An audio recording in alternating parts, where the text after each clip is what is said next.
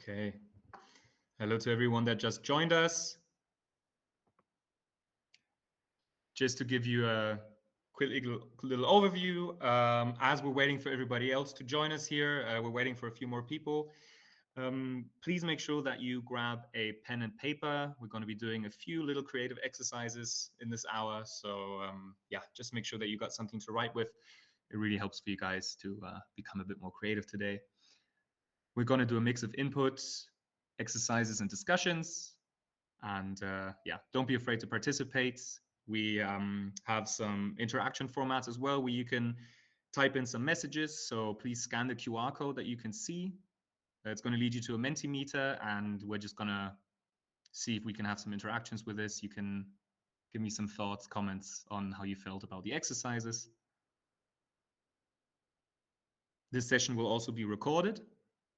Just be aware of that, please, in case you don't want to show your face, but we'd of course very much appreciate if you did.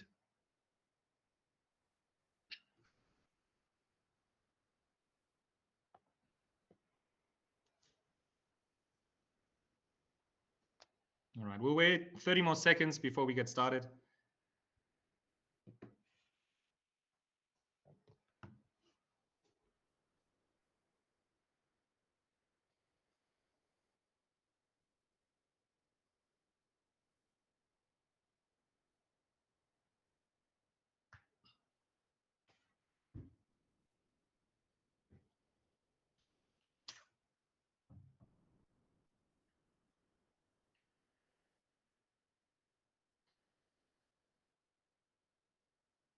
All right, let's get going. So very, very welcome, warm welcome everyone from wherever you're joining us from. So we're located in Munich, Bavaria right now. I'm here with Vishnu, who's going to help me as a facilitator. We are currently in our headquarters at the Venture Lab. I'm going to say a couple more things about this in a minute. But before that, if technology doesn't leave me, I'd like to introduce myself quickly. So my name is Nick. I work with the TUM Venture Labs. We help startups from the deep tech sector, especially in additive manufacturing. So there's 12 of us actually, but we're the additive manufacturing lab. And there my role is to be a startup coach, but also do advanced prototyping sessions, hackathons, for example, presentations like these. So yeah, it's all about letting the creative juices flow. My focus area is beside additive manufacturing, sustainable and resilient manufacturing, and also impact entrepreneurship. I'm a coach for an impact entrepreneurship center here in Munich as well. So anything more systemic is something that I'm really interested in. You're going to learn a little bit more about that too. I have a bachelor in 3D design, a master's degree in responsibility in science, engineering, and technology. I also did some environmental studies. So sustainability is something that is very close to my heart, which is why I was asked to also present for you guys. I also have a technical background as a consultant at an OEM for 3D printers. So it's laser-based additive manufacturing. So the high-tech stuff with titanium, aluminium, stainless steels, polymers, all that. So who are the Venture Labs? We foster entrepreneurship in the major technology-driven opportunity fields of our time. We are additive manufacturing. We really see ourselves as a horizontal because additive manufacturing can be anything from printing houses to printing hearts and organs, printing chips, 3D printed electronics to classic industrial applications, clean tech applications. So it's really a broad spectrum that we see ourselves to leverage these other industries, these other labs with what we can offer with 3D printing and its specific benefits. We at the Venture Labs work very closely together with Technical University of Munich. It's basically half owned by the university, and we offer office space, institutional infrastructure, prototyping facilities, very importantly, IT tools, lab spaces. So what I want to say is when you're working on these challenges, make sure you reach out to your local community, maybe your local university, if they maybe also offer similar setups like this, because you'd be amazed by how friendly these people are, these communities, and how much they want to help you in developing what you want to develop. Why is the man from additive manufacturing giving you a prototyping course? Because prototyping and 3D printing is basically in its DNA. So we can shorten development cycles because of it. It's fast, it's reliable, it allows for better decisions. So we can iterate much faster because of it, get much quicker ideas of what we actually want to develop physically. And it can also cover every stage from concept exploration to product validation. So even a functional prototype can be that has everything working perfectly is still be 3D printed. And more we also see final end use parts being additively manufactured as the technology is maturing. AM also goes beyond prototyping, especially when it comes to sustainability. So some of you guys who might be aware of this, it really has a chance for reducing material waste. You can have localized production because of more automated systems. You can have greener materials, potentially. It's not a given, but potentially. You have more material flexibility where you can actually do the physical programming of a material with the process, and you can do function integration. So for example, bionics and biomimicry, that's something that we see a lot in 3D printed parts because they're just so highly complex that you wouldn't be able to do it with any other technology. So to dive into prototyping, what actually is prototyping? It's the conversion of an intangible idea related to physical or digital worlds into a tangible configuration to, and that's very important, test its feasibility, validity, or efficacy. So a prototype always has the purpose and the reason to serve the test you want to do. And the 4 stages of that, very broadly explained, are the idea. So you bring a team together, this is you guys right now, and you see how well you actually collaborate on these ideas and how you can communicate them to the outside world. You try out these ideas, visualize them. That's also related to sketching.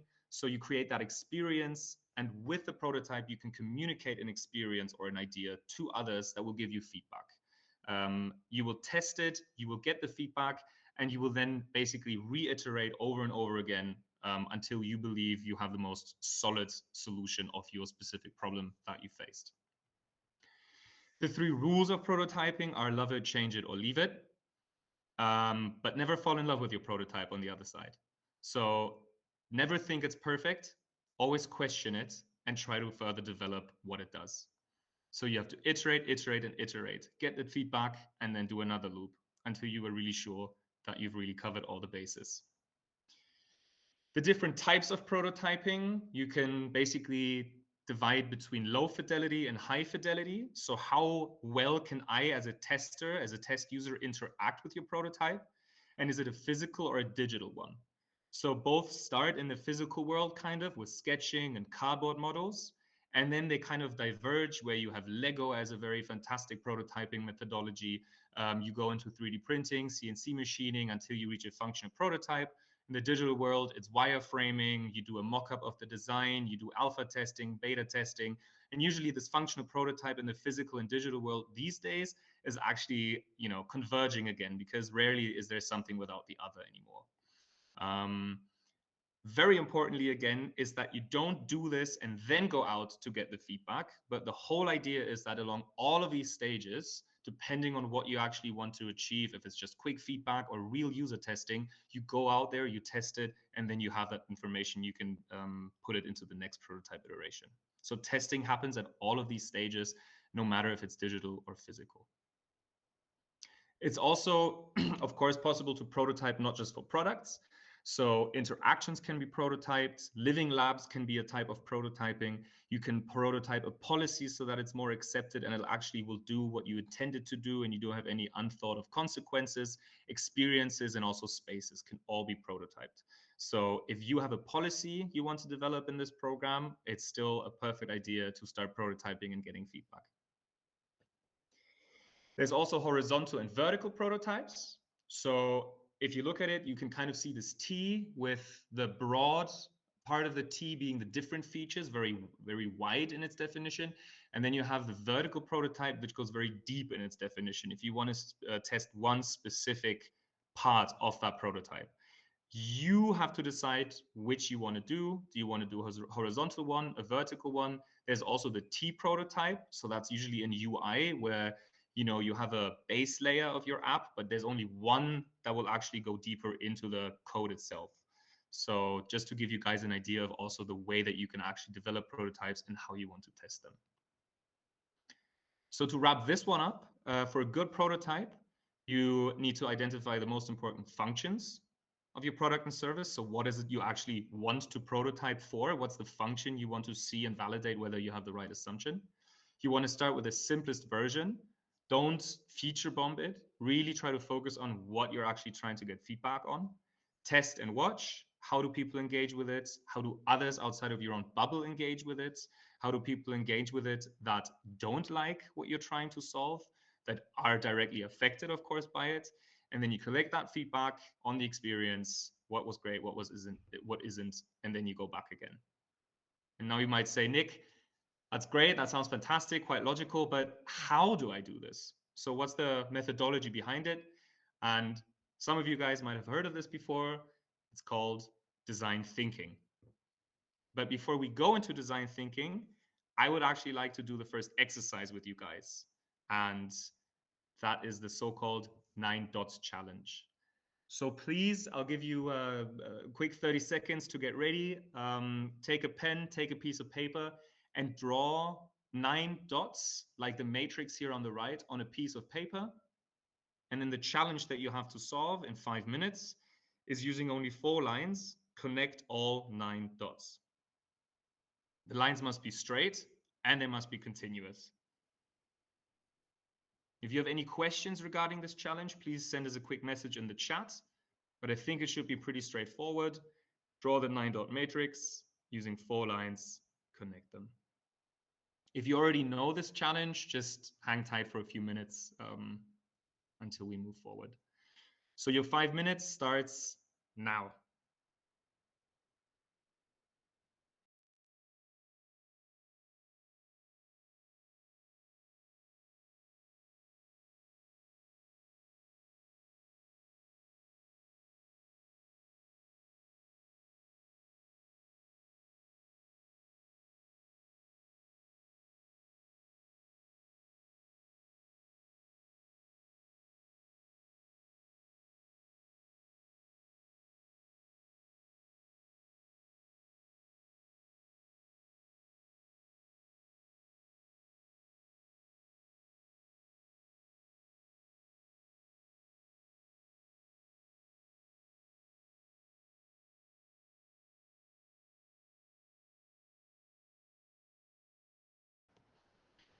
If any of you come up with a solution, just do a quick emoji, quick hands up, quick okay, so we see who is the winner.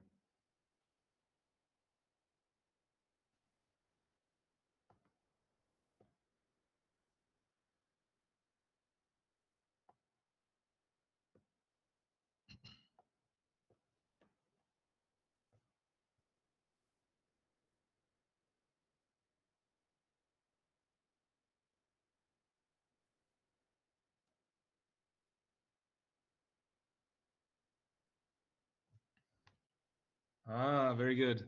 Marcus, I hope you didn't know it yet.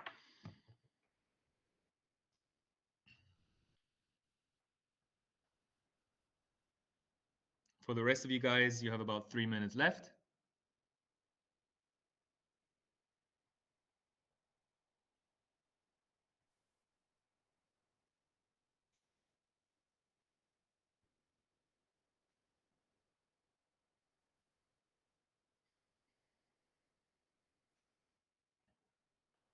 Harsh, very good. Dr. Roland, no? Did I see a thumbs up there or no? Okay.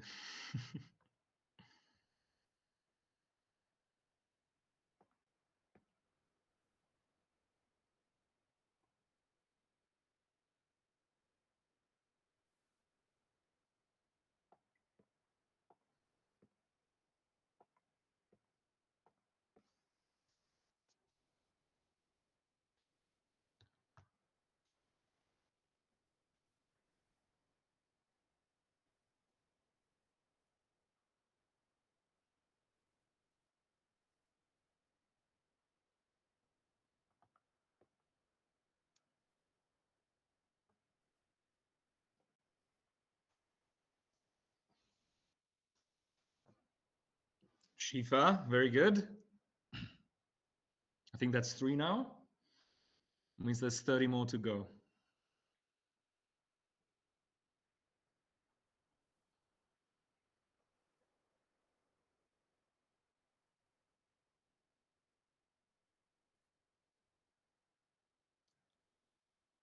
Jayesh. Sorry if I mispronounced that.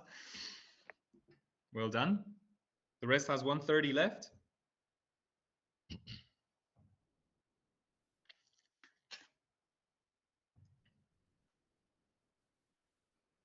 Hakur is still not sure.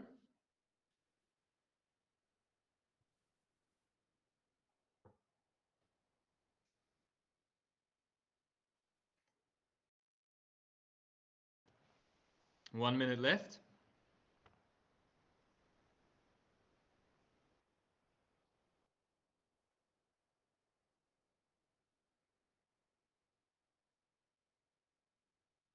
Paul still not getting there. James still guessing.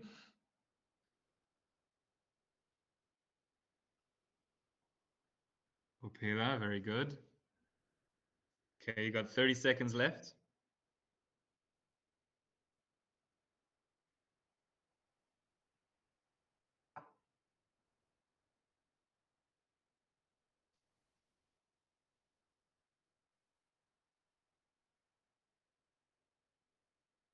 Ten seconds. Paul did it. Very good. Just in time. All right. So everyone else, I'm very sorry, but we have to move on. Time's up. So give me a quick hands up, hands down. Did you manage to actually finish it? Did you not quite manage? Or did you already know it beforehand? That will help us for the next time to maybe find a different riddle for you guys. You can scan the QR code for the Mentimeter, or you can actually go to menti.com and just use the code above, and you can also type in your answer. We'll give you a couple of seconds to set that up.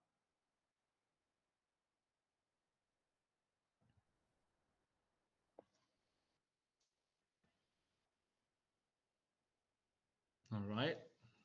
Results are coming in.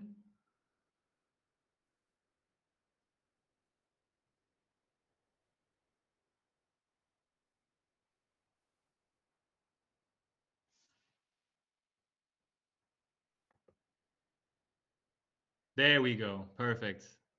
Okay, 5 feet. Wow, that's fantastic. Very good. Oh, a few more people not sure. Oh, wow. Okay, we got a very creative bunch here. Now, before we come to the solution, let's wait for maybe a few more answers, see if it updates.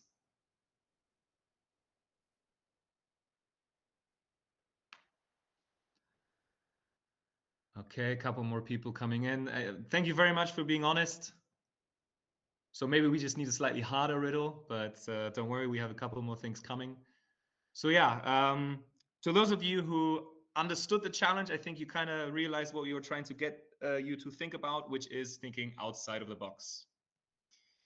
Because we actually never gave you the idea of the frame around it. We just said draw the 9 dots and try to connect it with 4 straight lines.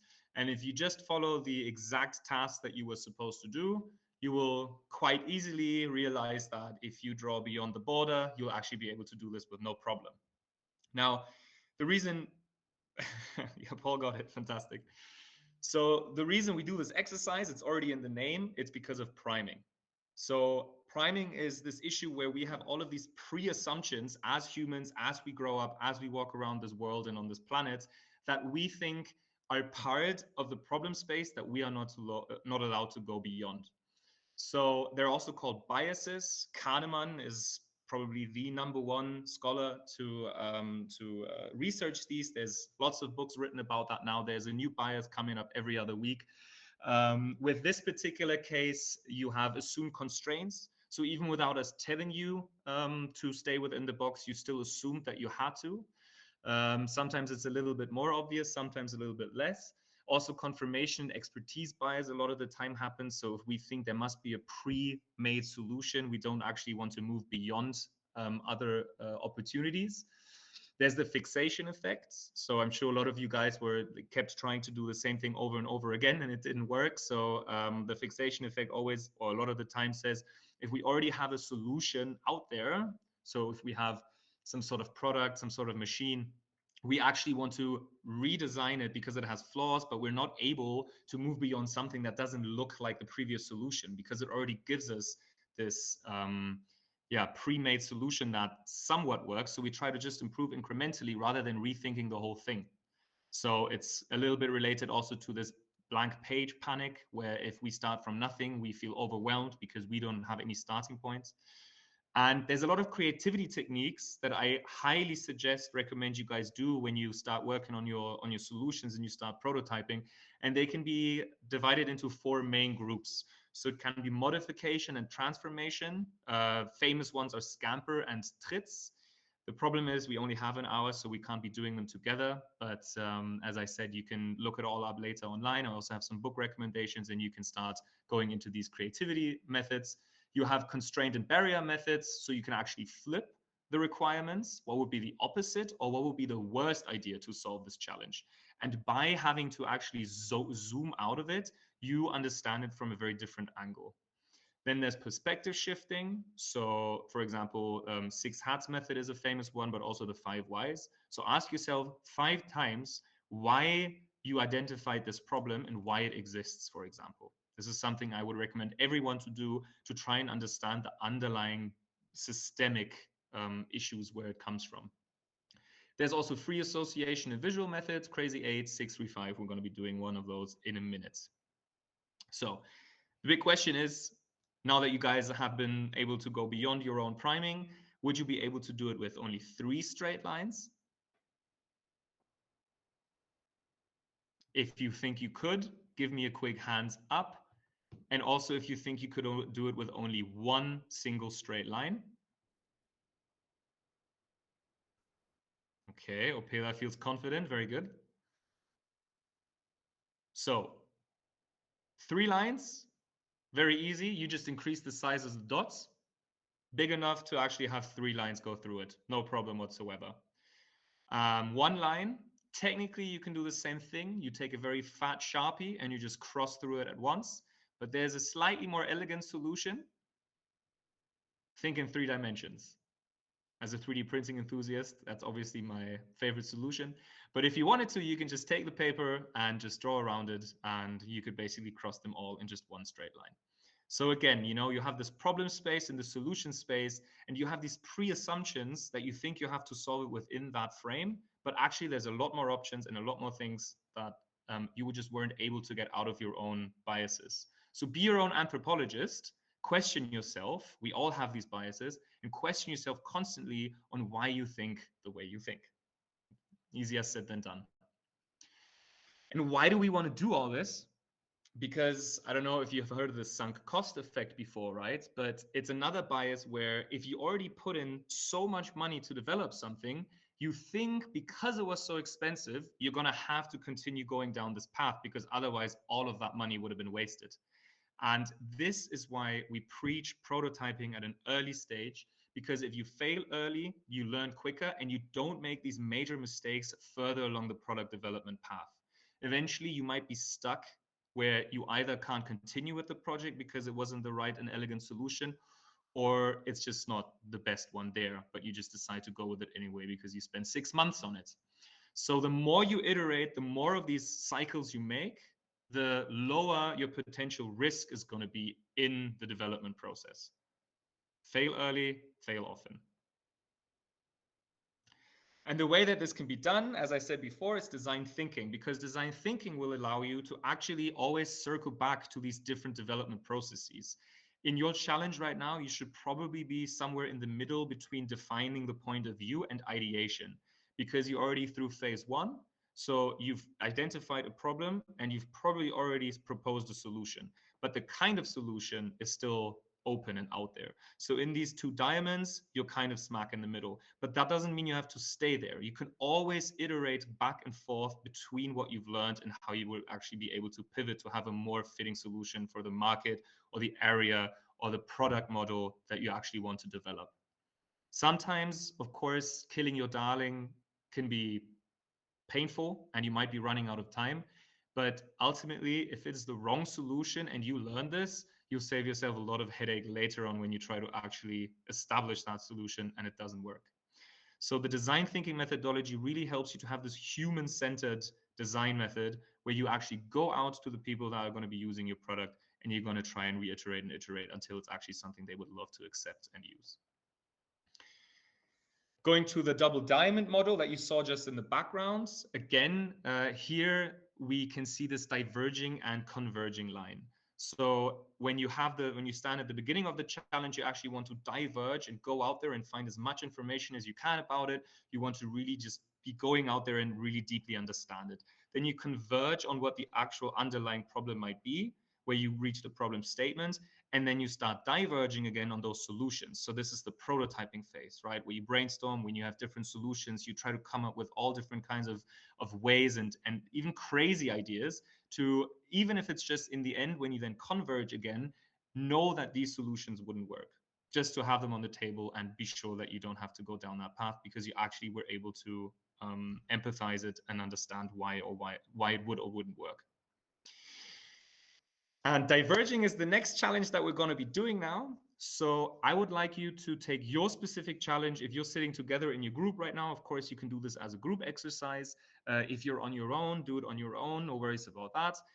Everybody just, again, please take a piece of paper, an A4 or a letter if you're in the US. Take a pen and just draw this little matrix of 8 little squares. You can also fold it twice in the middle, and then you're going to have the same one. We just need you to have these 8 squares before we can start the challenge. Now, if you remember, this is one of those creativity techniques, visual creativity and facilitation, the crazy 8.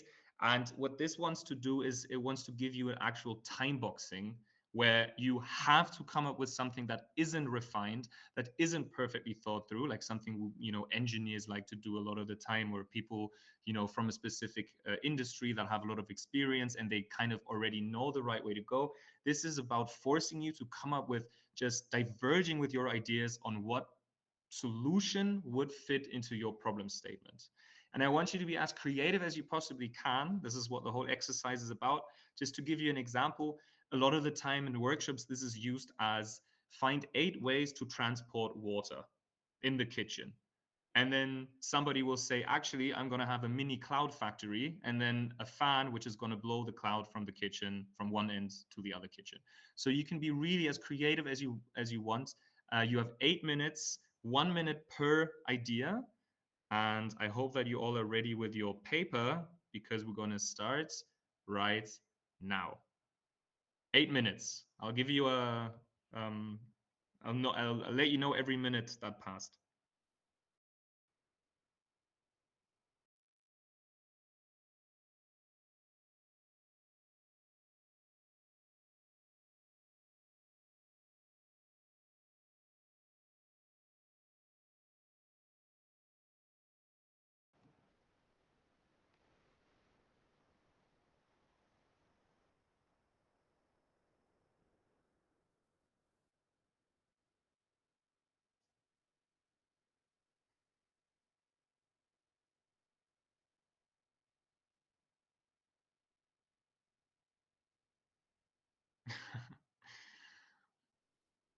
Impressive. For everyone else, you should be on your 4th solution now.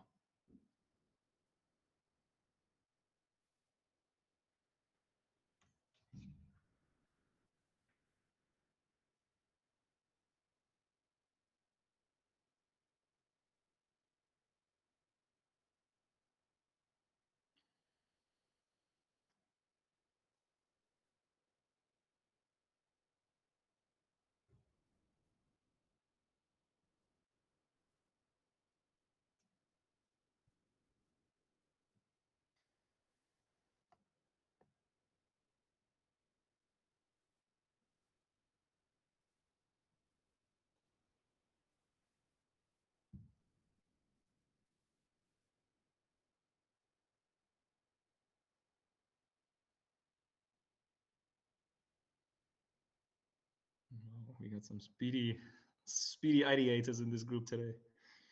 Everyone else, solution number 5 now.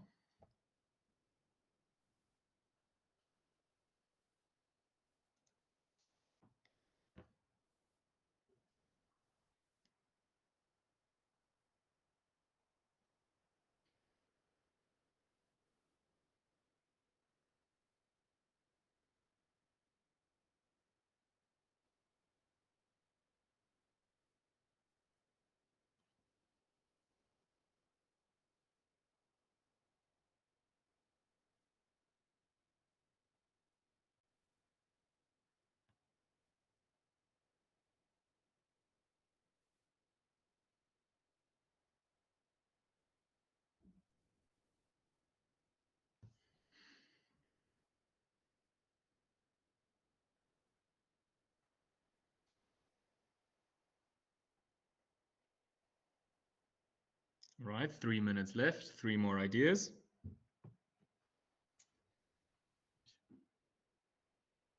To those who are already finished, don't worry, you can take the back side of the paper and keep going.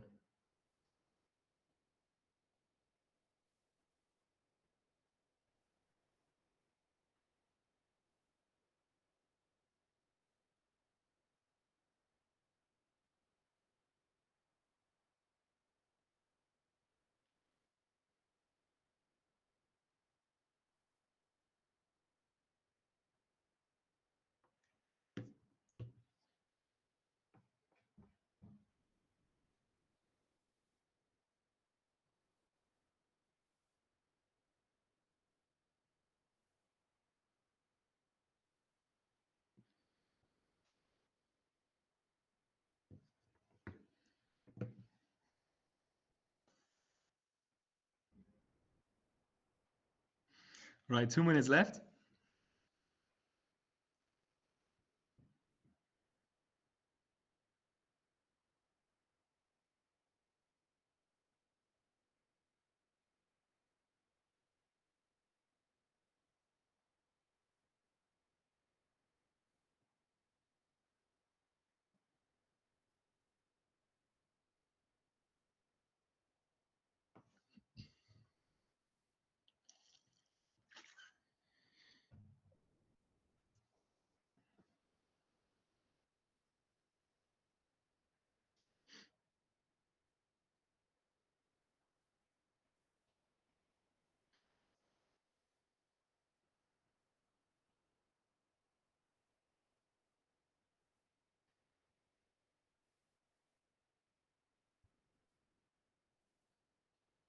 All right, the last minute is starting now.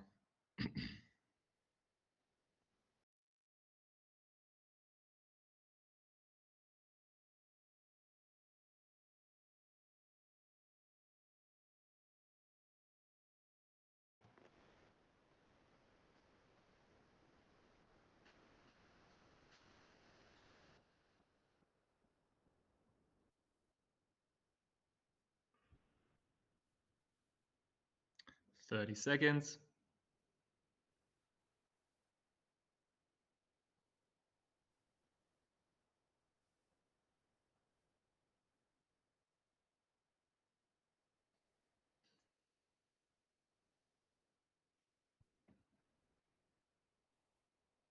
Ten seconds.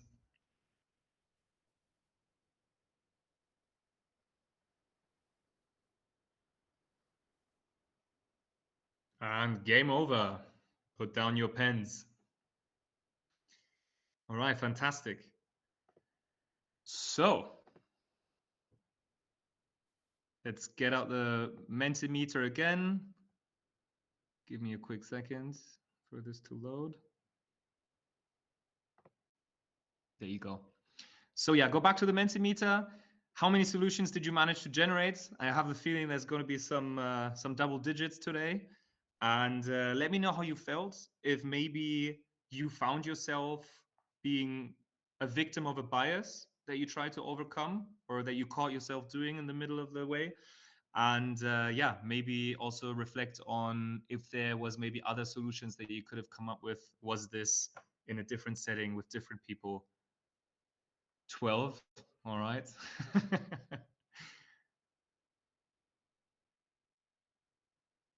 new ideas emerge, which I never thought of before. Fantastic. That's exactly what we're trying to get you guys to do.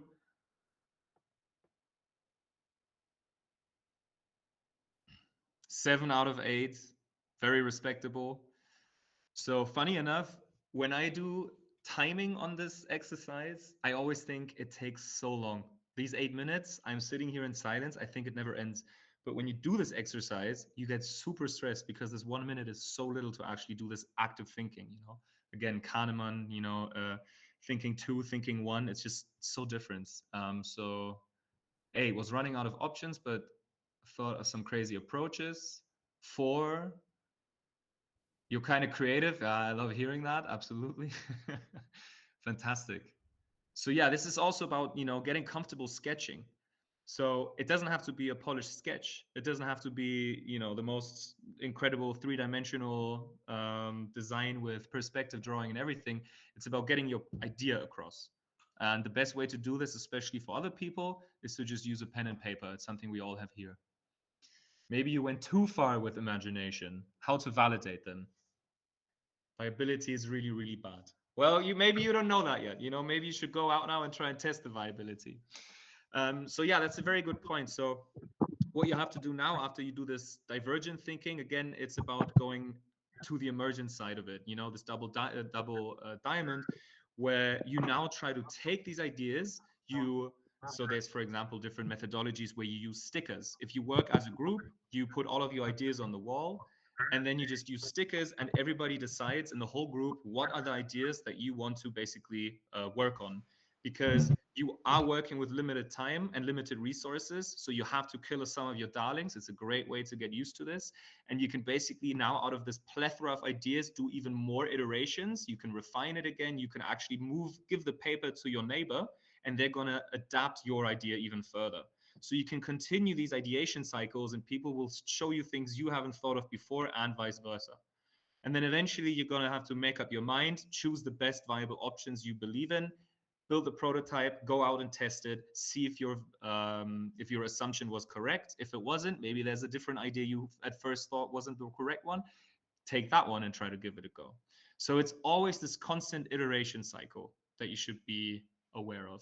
And yeah, to make the most out of this prototyping time. And believe me, it's a lot of fun.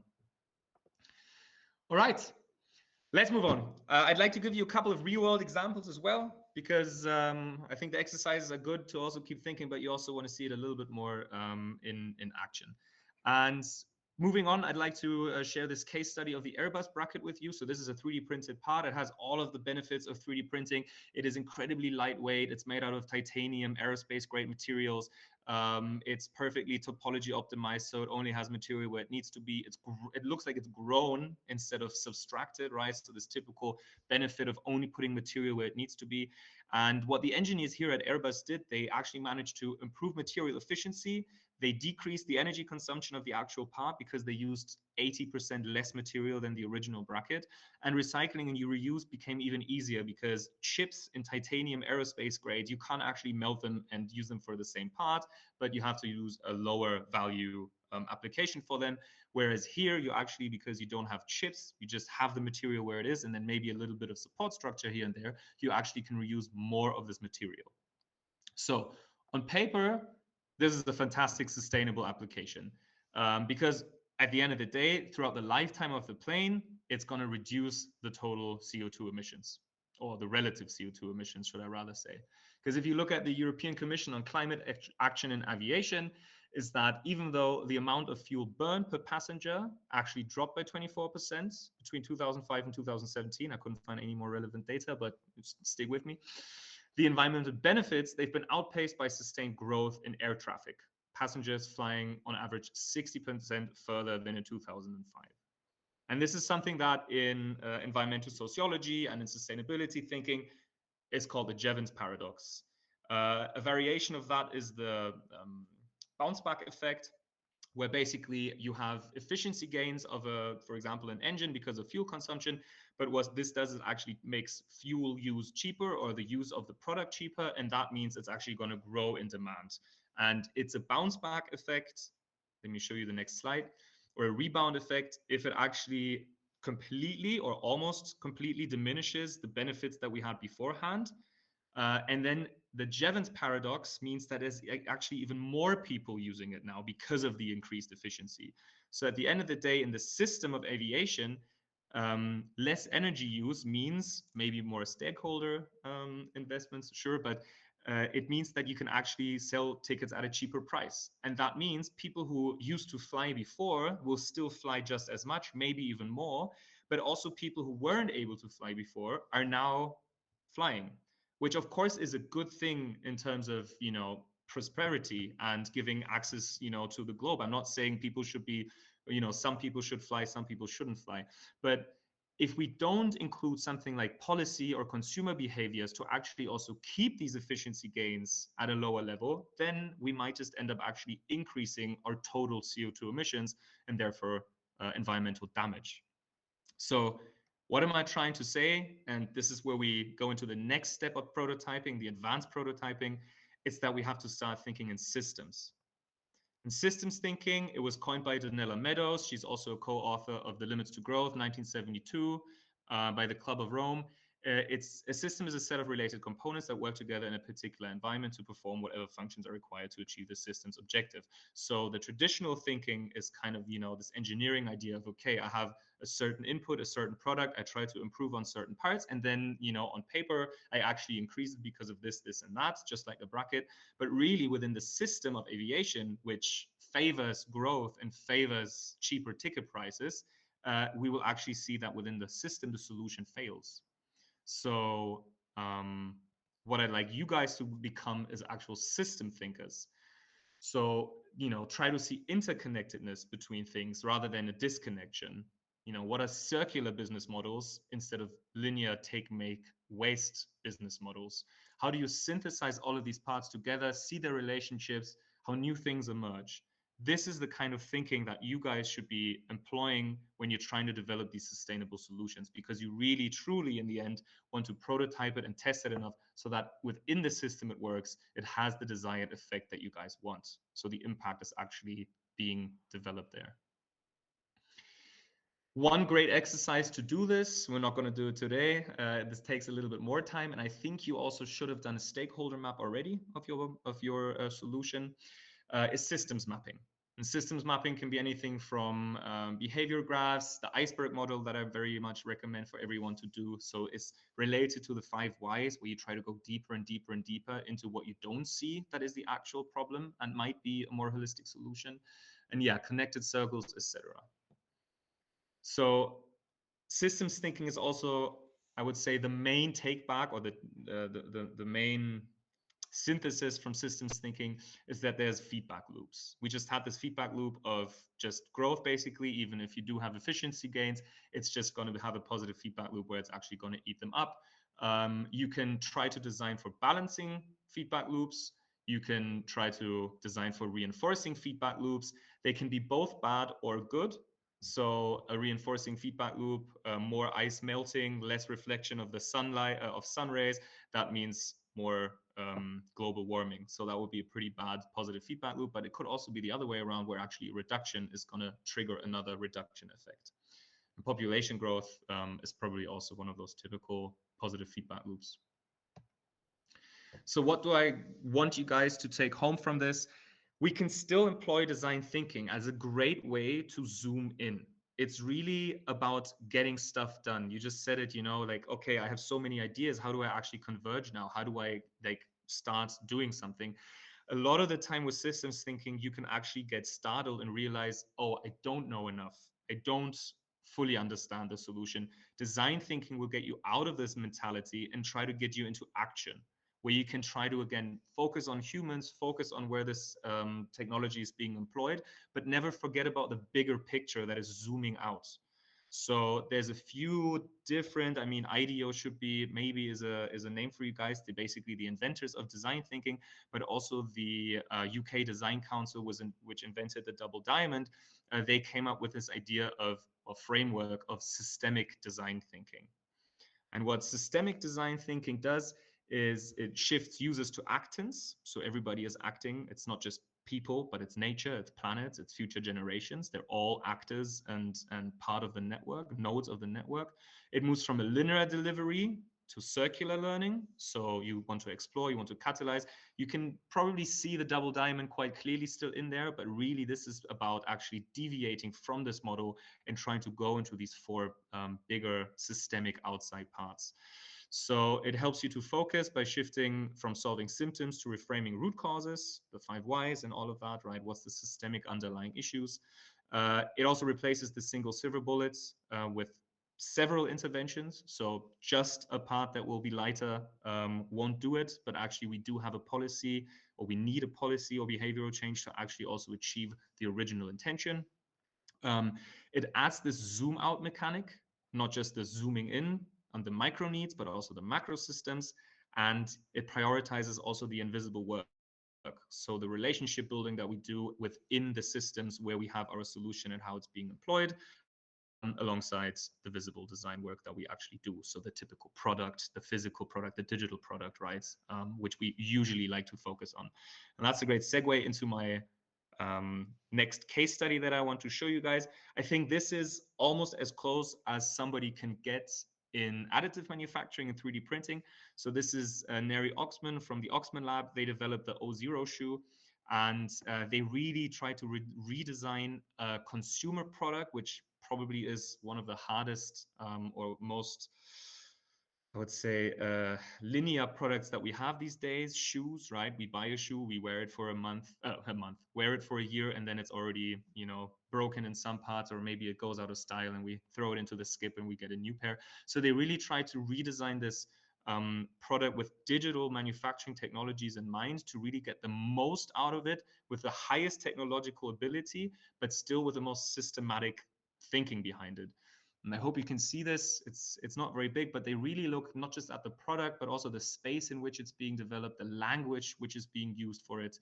So they really wanted to move from this planned obsolescence to actually programmable reincarnation, right? It's made from microbes. It's a PHA. So it's created through natural fermentation processes. It is created into this monomaterial shoe. And then one day at the end of its life, which is inevitable, it's actually going to return to nature. So I think it's a great example, even though you might criticize it and say it does maybe focus a little bit too much on the physical product and not so much on the systems behind it, because it's still, in a regular manufacturing technology setup being produced. Some further resources before we go into the Q&A. So if you want to discuss some ecological economics, limits to growth, I recommend the Empty World podcast. If you want to learn more about biases, particularly about how women are biased against in our world, I highly recommend the book Invisible Women. It's particularly about medicine and how, because women deviate from the standard norm body, they actually suffer more than men through medical interventions. Thinking in Systems by Donella Meadows. That's the basics if you want to look more into systems thinking. Lean Impact is something a little bit more from my background. So if you know the Lean Startup Method by Eric Ries, it's basically the next evolution focused on impact entrepreneurship. So if you want to turn this idea that you're developing currently into a startup, I highly recommend you read this book so you get a better idea of how you can actually achieve the best possible impact with the least possible input most effectively. Thinker Toys is full of these creative design thinking techniques that we just did. So highly recommend you check that out if you want to look more into it. Sprint is done by Google. It's a 5-day intensive design thinking workshop. If you really want to lock yourself in a room for a week and eat nothing but pizza and soft drinks, get this book and go through it with your problem. And then what we just talked about, Beyond Net Zero, is the systemic design framework that I also recommend you guys look at. There's 2 PDFs. It's completely free, and it really gives you a good grasp of what systemic design looks like. All right. Now, first of all, I would like to thank you very much for taking the time from wherever you're joining in. I hope it's not too late. I hope it's not too early. Go to the Mentimeter if you have any questions for us. So we're going to try to go through all of them. Very happy to hear if there's something that hasn't been clear so far, or if you have any further questions, please let us know. We're going to wait for a few minutes until we have the first questions coming in.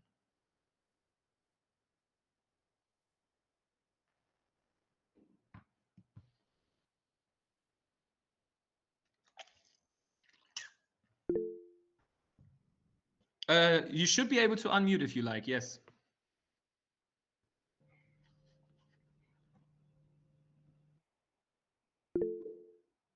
Yeah, Paul. Okay, thank you so much. Should I also on my video, or it's fine like this? It's up to you. If you want to show us something, I don't mind seeing your face, but we can hear you well. There's nothing very good about my face, but it's fine. Anyways, That's not true. That's not true. sure. Anyways, my name is Paul. I'm a founder, emerging founder, and I'm working on a lot of projects. But the one I'm currently working on is about waste management. So what we do with waste management is we're trying to build briquettes. I don't know if you know briquettes. So a Hmm. briquette is as a result of waste. So you convert the waste, make it into something useful. So I've been trying to build a very good team, which is very difficult. But right now we are two. So I've I want to first comment that this session was very helpful because also, the reason why I was very quick to maybe give the eight solutions is something I've been researching on, the biogas systems and everything like that. But I fall in love with cricket. But Yeah. I think if there's also something I wanted to learn from this session is how do we start? Like how do you as an individual start on your project, because these projects are very difficult to start or different, and mine being one way hands-on, it's more hands-on than physical and technical. I mean technical. So what's your own take on that one? Please just guide me briefly because I really need the advice on that. Thank you. So I lost you a little bit on the last words there. So you want to know how to get started is the idea. Exactly, that's the point. Yeah. So I think the best way to get started, it always depends on your own personal situation, right? So is your team close to you or do you have to work remotely? That can be a completely different way that you do this, right? Is anyone close to where the waste management solution in this example is going to be taking place, right? Can you already go out and talk to people, friends, family, right? We call it the three F's a lot of the time when it comes to funding, right? So friends, family, and fans, people that love your solution already. So is there any way that you can go out there and ask these people already, even when you start ideating, don't do it beside them or apart from them, but actually go there and have a conversation. And that can be some of the hardest things to do. So I've done a couple of these design sprints myself as well. So I would just take my laptop and go to a park and just look like a weird guy, walking up to people and trying to ask him about, what do you think about epistemic bubbles? So, why do people not want to talk to each other anymore? And if somebody just randomly approaches you in a park and asks these questions, like they're very skeptical. So it takes a lot of getting used to this discomfort to actually be out there and try to get the solution and like stay with the trouble. So I can only recommend you start at a low level. If there's somebody just you just want to talk about, riff about your idea with in your family, somebody who might be affected by this, somebody who you think might not be affected by this but actually has an interesting insight, right? So just get started on going out there and not be in your own bubble trying to think that you understand it. Really try to ask the people who actually do suffer from it, and maybe they realize something that they didn't think of beforehand because of you asking these questions. So Mhm. that's what I would recommend for everyone. Thank you so much. Very Thank smart. you for participating. I think you were one of the guys with 12 solutions, so you might have done this before as well. Okay. Does prototyping have to do with real implementation and testing in the field to test idea feasibility? Yes, 100%. This is the whole idea of it. So I think when you have your functional prototype and you're really going into the field and you're testing a mechanical engineering solution, prototyping is not over yet. It's a part of your prototype, right? Imagine I build a car and I sell it before ever driving it somewhere myself.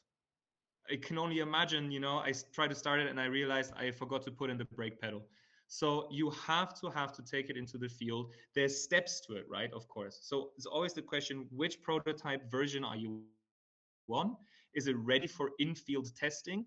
You can do what's it called, role-playing exercises in some cases. So if you do policy design, interaction design, etc., you can get just random people to role play as if they were the person and give you this feedback for it if you're not quite ready to actually go out there and start implementing it. There's of course always this little risk that if your solution isn't fully developed yet, people are going to be turned off by it because they see it and they say it's never going to work, because they might not understand that you're just out there trying to get information.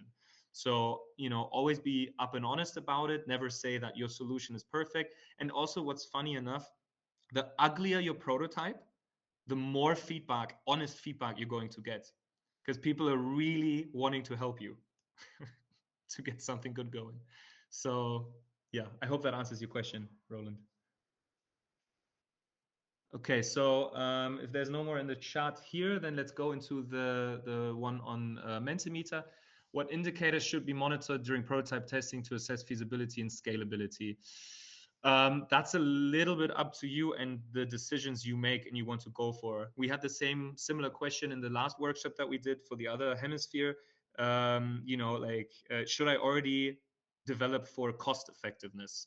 Well, absolutely, if your solution is employed in a region where you absolutely have to be cost effective or nobody's going to be able to afford this. So what is your actual business model? Is it going to be renting? Is it going to be, there's so many questions that you can already go out there and test, right? This is another thing that we tell our startups as well. If they develop a product and somebody asks them how much it's going to cost them to buy it, always go with the most ridiculous number you can that you would never want to sell it for, because potentially they say, okay, I'll buy it. And sometimes that works. Most of the time they say that's way too much, but you still have so much leeway to then actually go and find a price that people are actually willing to pay rather than what you think your idea is worth. So yeah, those indicators come from people out there as well. And if you want to do frugal innovation, so innovation that is employed in areas where there isn't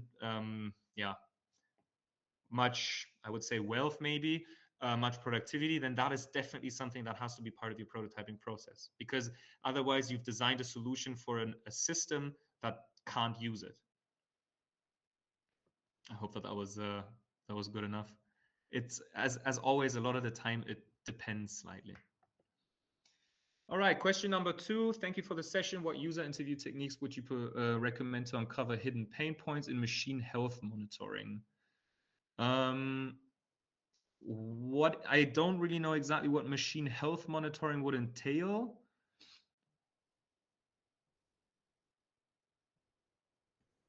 So is it a healthcare application that you do through machines, or is it an actual machine like a digital twin or a digital shadow?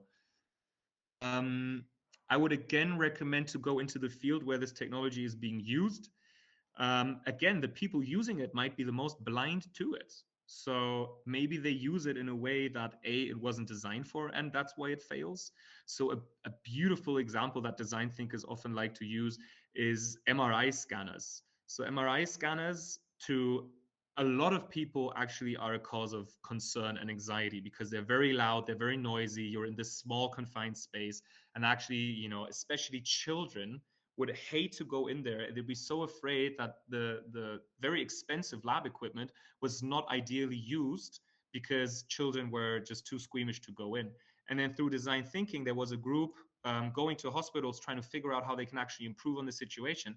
And rather than the engineering mindset of, okay, how do we make this, more quiet, they actually realized if they just painted the MRIs like, beautiful worlds of outer space or, a pirate ship, just put a little bit of paint on it, doesn't affect the quality of the MRI scanner whatsoever, but suddenly you created this experience, this design thinking, thinking for the human first that goes into it, for them to actually make it a fun game.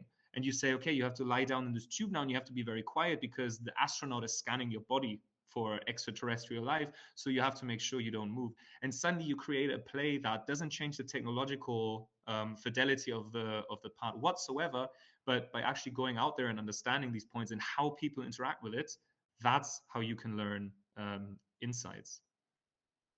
I think that's the closest I can come to answering your machine health monitoring question. I know it's probably a little bit more technical than you would like me to have answered, but yeah, go out there and see how people use it.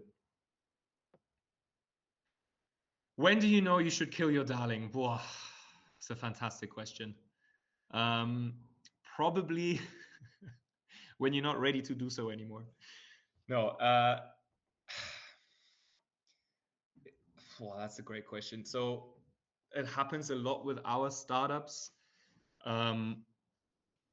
Maybe try to rephrase it and try to say it's actually a pivot, because of course we're also all human beings, and we don't like to see our children die. So if you can maybe phrase it in a different way, you actually get more people on board to accept that the solution was maybe not the most perfect one, and get them on board in saying, okay, but for the impact that you actually want to achieve, rather than the product itself and how elegant the solution might appear to be, maybe that's a better way to try to start pivoting. When you know how to kill it, I would say, again, it comes a little bit from the outside. Maybe there's a roadblocker that you realize you won't be able to get over. And the more you iterate and test, the earlier you're going to find this roadblocker. And then it's a little bit up to you and your team. Okay. It's slightly past 7. Thank you all. Thank you everyone for staying a bit later as well. It was a really fantastic session. Oh, there's one more question by Roland. Can simple Arduino setup for solar automatic irrigation be enough as a prototype in place of ground situation in order to cut cost simplification stage of the challenge? It's one way of prototyping, right? Why wouldn't the Arduino be able to give you good data? It depends what you want to find out. If you want to find out how humans interact with it, I think malaria medicine is a fantastic example. Malarona works incredibly. You take one a day and you don't get malaria most of the time. But they had it with military personnel in the US, and they realized everyone was getting malaria. Why? Because the human wasn't able to remember taking this pill every day. So if you want clear data that a very reliable Arduino, go for it. But it might not show you how it's actually going to be and how it's going to end up being used in the field. It depends on what you want. Right. Okay. I think I could answer your question. Fantastic. All right. Thank you, Takur. Thank you for your time. Thank you for your active participation.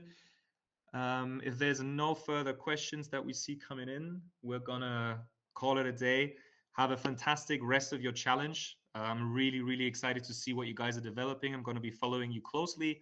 And if you have any particular questions regarding the challenge itself, please reach out to the organizers to make sure that you're in line with what they require from you. And yeah, I just wish you happy building. Have a fantastic time.